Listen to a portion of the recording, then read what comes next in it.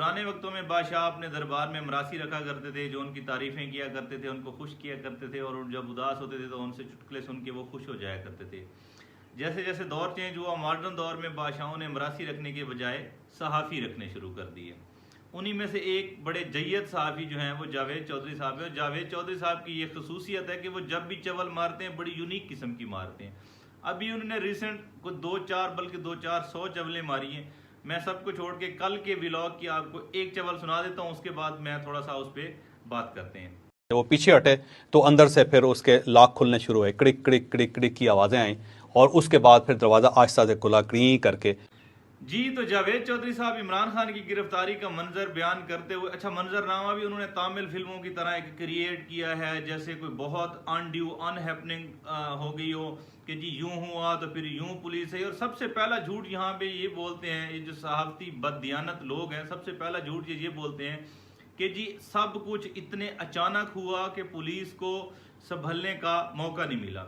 भाईजान, ये जो आपको अचानक है ना, ये जो आप बयानियां बनाने की कोशिश करें, ये आपका अचानक वाला लंदन प्लान पिछले 2 साल से फेसबुक पे, ट्विटर पे और सोशल मीडिया ऐप पे धक्के खाता फिर रहे।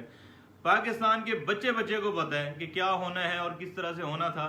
और जब ये 5 तारीख को सजा सुनाई जानी थी तो हमें तो पहले पता था कि क्या होना है। इवन के फैसला करके उस बंदे ने फ्लाइट लेके वहां पहुंचना था और सारा कुछ पहले हो चुका था। अच्छा, हमें तो फैसला भी पहले पता था कि क्या होने। हाँ, पता नहीं था तो ना पंजाब पुलिस को पता था, ना इस्लामाबाद पुलिस को पता था, ना जेदा भाई को पता था। अच्छा, जेदा भाई साहब फरमाते हैं कि जी सब कुछ इतना अचानक हुआ, किसी को कोई पता नहीं चला, और जनाब अचानक से वहां से ऑर्डर आया तो इस्लामाबाद पुलिस क्योंकि इतनी जल्दी पहुंच नहीं सकती थी, लाहौर पुलिस इतनी चुनी का की थी कि वो बगैर ऑर्डर के भाग के 5 मिनट के अंदर इमरान खान के घर पहुंच गई। और फिर उसके बाद जो ये वाहियात किस्म का मंजरनामा पेश करते हैं, आप यकीन करें, मैंने एक दफ़ा ऐसे किया, और मैंने अपने बचपन के वो दिन मैंने अपने आप को लान तान किया जब मैं इस शख्स को पढ़ता था। मैं इसे बड़ा इंटेलेक्चुअल समझता था। 0.1 2 3 4 मेरे पास आज तक मेरे घर में वो बुक्स पड़ी हैं, और अखबारों से काटे हुए तकरीबन को 2000 के करीब इसके कॉलम्स होंगे। मैं इसे बड़ा इंटेलेक्चुअल समझता था, और वो मैंने काट के सारे आज तक मेरे किसी न किसी घर के बैग या किसी चीज़ में मिल जाएंगे या मेरी बुक्स में मिल जाएंगे। और मैं अपनी उस तमाम जिंदगी पे अफसोस का इजहार ही कर सकता हूँ। और मेरे जैसे बहुत सारे नौजवान जो इसे बड़ा पढ़ा लिखा और बड़ा ज़हीन और बड़ा फतीन और बड़ा इंटेलेक्चुअल और बड़ा बस जो भी है, मेरे sorry for being so rude, मेरे मुंह से कुछ निकलने लगा था। अच्छा चलें जी, इसने जनाब ये सारी मंजरकशी पेश की कि जी एसएसपी आ गए, एसपी आ गए। पहले उन्होंने गार्ड से कहा आप अपनी ड्यूटी कर रहे हैं, हम अपनी ड्यूटी कर रहे हैं, बंदूकें तान लेंगे, मार देंगे, दाड़ देंगे, फलाना कर देंगे। खैर उसके बाद इसने बैरियर नंबर 1 क्रॉस करवाया, फिर बैरियर नंबर 2 पे जनाब कहता है जी ये हुआ, फिर ये मजाकरात हुए, फिर फलां हुआ, फिर फलां हुआ, फिर बैरियर नंबर 3 पे गए तो आगे कलाशनकोफ लेके लोग खड़े होते। कलाशनकोफ ये जैसे अपने स्टाइल में बोलते हैं, इसने इतना जोर दिया, बड़ा अजीब सा, बड़ा बेहुदा लगता है वैसे ऐसी बातें करते हुए ये। तो कलाशनकोफ, और फिर आंखें, अच्छा इसकी बिल्ली की तरह पिम पिम पिम ऐसे ऐसे आंखें भी करता है। अल्लाह मुझे माफ करे, किसी इंसान पे तनकीद नहीं करनी चाहिए, लेकिन है इतना डफर तो क्या कर सकते हैं। खैर कहता है जी फिर कलाशनकोफें थी तो फिर फलां मुज़ाकरात हुए। तो शुक्र करें इसने हैंड ग्रेनेड या कोई एटम बम नहीं निकाल लिया। जिस स्पीड से निकाल रहा था ना, तो मैं इसका व्लॉग सुनते हुए सोच रहा था कि अभी ये एटम बम भी निकालेगा, अभी ये पता नहीं क्या क्या निकालेगा। खैर उसके बाद ये सारा कुछ करता है। जो मेन चीज़ पहुंच जाए जी, बुलेट प्रूफ शीशा था, बुलेट प्रूफ दरवाजे थे, और उस पर जब पुलिस वाले पहुंचे सामान लेकर उसे तोड़ने लगे तो फिर बुशरा बीबी ने कहा जी हम इमरान खान को पेश कर रहे हैं, फलां कर रहे हैं। और इसी तरह फिर ची ची पड़ाक पड़ाक कड़ी कड़ी। यार मुझे एक तो ये समझ नहीं आती कि ये बंदा ची ची पड़ा पड़ा पड़ी पड़ी कड़ा कड़ा ये कहाँ से ले था। इसने कहा था मुराद सईद वॉशरूम की टूटी खोल के उसको धोखा दे देता है, ट्रैकर को धोखा देता है। इसने एक यूनिक चवल मारी थी कि इसहाक डार साहब जो हैं वो 24 घंटे वजू करके बजट बनाते हैं। अब 24 घंटे वजू करके एक तकाजा बशरियत है, वो कैसे रहता है मुझे आज तक उसकी ने चवल 2013 के बजट के टाइम पे मारी थी।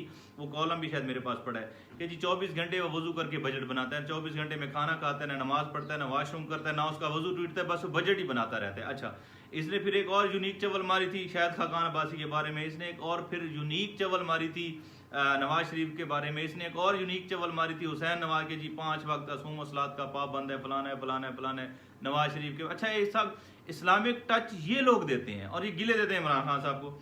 अच्छा जी, इस्लामिक टच दे के खैर कहते हैं ची ची पड़क पड़क चूं चूं कड़क कड़क हुई और वो दरवाजा खुल गया और यूं दरवाजा जो कि यूं हुआ, तो जैसे ये बातें करता है। खैर फिर इसने इमरान खान साहब को वहां पे पहुंचा के उस पर भी बड़ी बातें की जी। इमरान खान साहब जब वहां पे पहुंचे हैं ना तो फिर उसने ये पुलिस वालों को कहा, फिर पुलिस वालों ने ये कहा, पुलिस वालों ने ये कहा। मुझे सिर्फ जेदे भाई से इतनी बात पूछनी है कि भाईजान तुसी उत्थे कान ला के सुनते सी, तुसी नाल बैठे सी, तुसी मामे लगदे हो। और उसके बाद इसने जो वाहियात किस्म के व्लॉग बनाए, मेरी बात बहुत लंबी हो रही है। इसने जनाब कहा कि जी अटक जेल में गए, फिर वहाँ पे ये हो जाता है, फिर वहाँ ये हो जाता है, फिर यहाँ पे सांप आ जाते हैं, फिर वो किले में बन जाता है, फिर वो उसमें चिंटियाँ आ जाती हैं, फिर उसको आप ये करते हैं तो उसमें जनाब वो इतना हबस हो जाता है, फिर इंसान को टांगों के दरमियान बगलों में। भाई उसने इस तरह की मंजर कशी की थी ना, ये सहाफ़ी है या मरासी है, मैं sorry for being so rude again, लेकिन मैं क्या करूं, मेरे पास अब कोई अल्फाज नहीं मिल रहे। भाईजान जब जिस मुल्क में ऐसे सहाफ़ी होंगे ना तो वहाँ पे आज़ादी सहाफ़त फलाना फलाना मीडिया जी माशरे की दूसरी आंख होते हैं, फलाना होते हैं, यार शर्म आती है। यकीन करें मैं बहुत कम बात करना चाह रहा था, मेरी बातें तो मुझे शर्म आती है कि ये शख्स हमारे मुल्क का सहाफ़ी है, ये शख्स हमारे मुल्क का, ये जो भी हुकूमत होती है ये जेदा भाई पहुंच जाता है वहाँ पे जनाब उठाने उनकी टांगें उनके हाँ वही। तो यार माफ़ कर दो भाई, माफ़ कर दो या अल्लाह। अगर इस मुल्क में ऐसे सहाफ़ी हैं ना तो हमारी इस मुल्क से हमें कहीं दूर जाके फेंक दे, कहीं किसी सहरा में फेंक दे, किसी दरिया में फेंक दे, हमें इस मुल्क से बचा ले।